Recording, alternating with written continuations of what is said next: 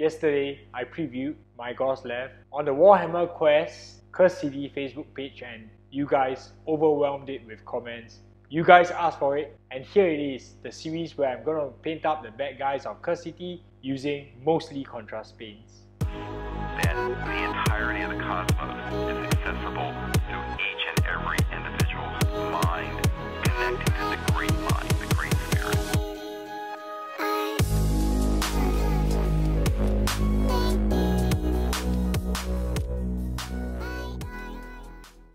Welcome back to the channel, collectors. Right now the channel is really growing very fast. We just gained 200 subscribers over the past night and I really want to ride this hype train. Why don't you help us get to 10k subs? Give us a like and subscribe now so that we can keep riding this hype train. With that out of the way, we can now talk about how you can use contrast paint to achieve a relatively high standard with very little time needed. So this paint job of Gorslav the Grave Keeper took me 90 minutes excluding the 5 minutes airbrushing that I've done previously. In this paint job, I mostly utilized the contrast method. If you are new to miniature painting, the contrast method basically is Games Workshop talk for using a fat glaze over a lighter colored surface. So what it does in flat and open areas, it increases saturation due to the glaze, and because there are some crevices on the models and paint builds up there, so the paint also gets collected in the recesses, and this also acts as a shade. And basically the concept is there's more paint there and these areas get darker. So I'm going to be using this method for the bad guys of Cursed City. So you guys don't want to miss any of the videos out, check the playlist below for all the Cursed City painting videos right here. So I'm going to share with you guys the overall workflow outline for this project. This is really important, so I want you guys to listen carefully. So to begin the project, we have used airbrush as we have done for all the other Cursed City models. Basically, we have primed the model in Krylon black, then we have coated the entire model in black and red ink and sprayed the red highlight using Games Workshop Evil Sun Scarlet. After that, we finish off with a highlight using Wall Colors White. Now that the airbrush stage is complete, we are going to dive straight in using the contrast method. So let's get these colors ready, get all these colors ready here so that we can get started with the project. So before we begin using contrast, I'm going to share with you guys some tips and tricks for using contrast paint. Because the contrast method is designed to be applied over an entirely light colored surface, our surface isn't exactly light colored, as you guys can see from the airbrush stage. So what we need to do is, we need to thin down the contrast paint. What I'm using is, I'm using contrast medium mixed in with a little bit of contrast paint and gradually applying thin layers over the model. Also, I'm using a synthetic squirrel hairbrush. This synthetic squirrel hairbrush doesn't have any springiness on the bristles, so it doesn't leave any brush marks behind. One more tip, it's always better to overload the brush and model with contrast paint. Then sponge up and soak up the excess rather than multiple applications, because that might leave some unwanted tight marks. So these are some tips of how I recommend use contrast paint. So let's get started painting. So here we go. This is a mix of PLAGUEBEARER flesh with REIKLAND FLESHSHADE. I've thinned this down very thinly so that I can apply multiple coats. This color will be used for all of his flesh. So in the final results, you guys have seen that his flesh is slightly green tinted, and this is achieved with multiple thin layers. Okay?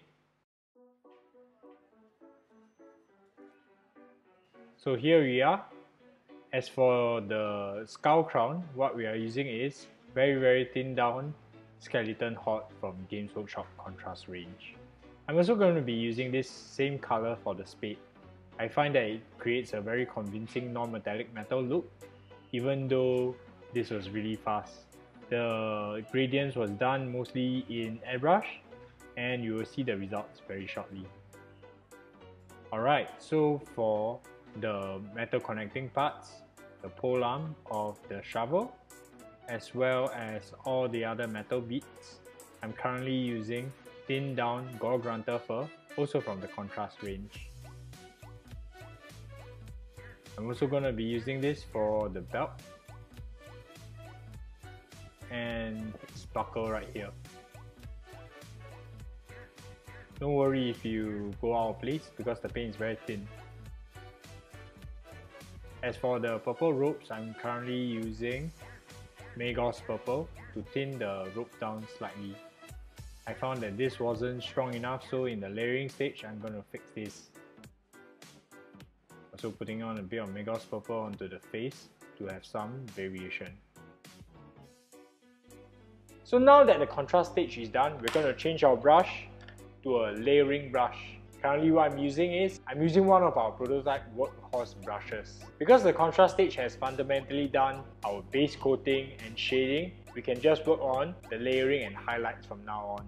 I'm currently going to be using some Vallejo model colors mixed in with the existing contrast paint to help thin the layers and create a smooth transition onward to the highlights. At this point of time, you guys might even see me do a bit of black lining because contrast is a very messy technique and black lining helps define the different parts and elements of the miniature. So what you're waiting for? Let's get started layering right now. So now we're going to be working on Gorslav's flesh. Currently I'm mixing in a little bit of PLAGUEBEARER flesh into Vallejo model color stone grey to create a very dirty green convincing mid-tone. This green grey color, I'm placing in emphasis on where the airbrush was most concentrated with the white highlights.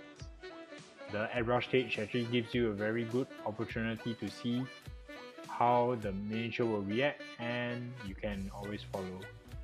Same for the bone, I'm currently using thinned down skeleton horde mixed in with Vallejo model color stone grey to create a convincing mid-tone.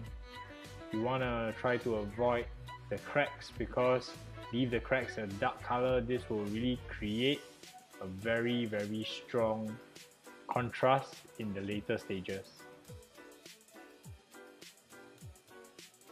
I'm also using this to create streaks on the shovel.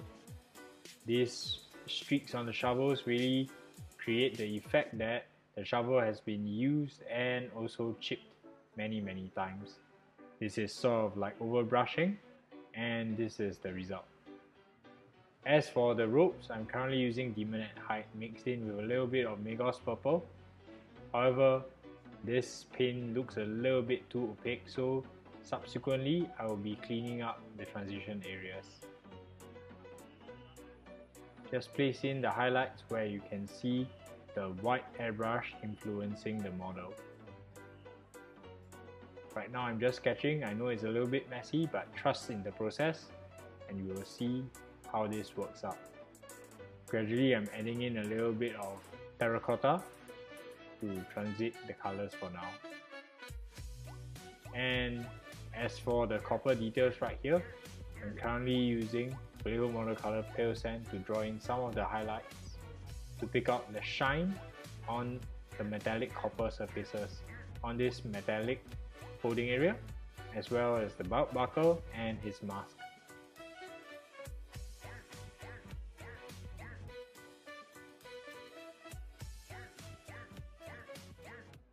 Model looking really good right now. Now that the layering is complete, I'm going to be working on some details. What I'm going to be doing is I'm going to be adding in pale sand from Vallejo model color to unify the entire piece and take on the details so that we can see the very minute details of this miniature. At this point of time, I will also be correcting the red underglow to make sure that there is a convincing glowing effect on this model. So now I'm pushing up the details slightly further. I'm going to be pushing up with pure Vallejo model color pale sand.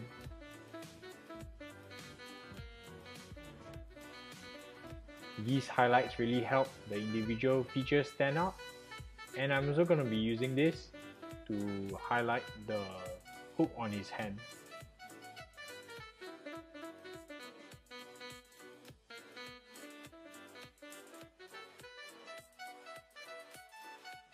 I'm also going to be using Vallejo model color pale sand mixed in with a little bit of skeleton horde to pick on the details on the skeleton and skulls. These skulls are very important because they are on Gorslav's shoulder and they attract a lot of attention to him.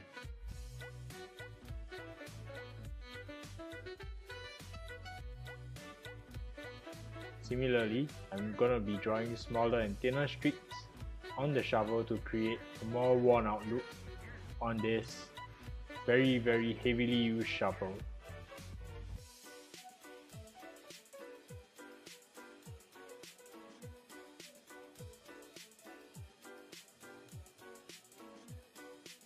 So right now I'm using Vallejo watercolor pale sand mixed in with a little bit of PLAGUEBEARER flesh to create the highest highlights on the model, picking out the scars, picking out the wrinkles and other smaller details.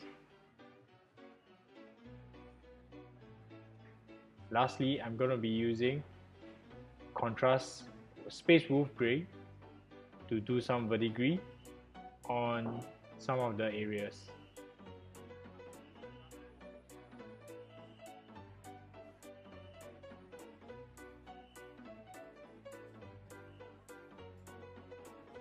And yes, there we have it. This is the final result of Gorslav the Grave Keeper. I really enjoyed painting this model, and I thank you all for your very generous support on Facebook, Instagram and YouTube. Let's keep going. And there we have it. Gorslav is now complete in his red underglowing glory. So I hope you found this video useful, and if you did, why not just like and subscribe, because this really helps us and keeps the lights on. And if you want to support the channel even further, head on to our Patreon and get a slew of painting content which I've recorded over the past year. The Cursed City hype train has no breaks, so you don't want to miss all our Cursed City painting videos. Check out the playlist and I'll see you in the next Cursed City painting video. See you guys.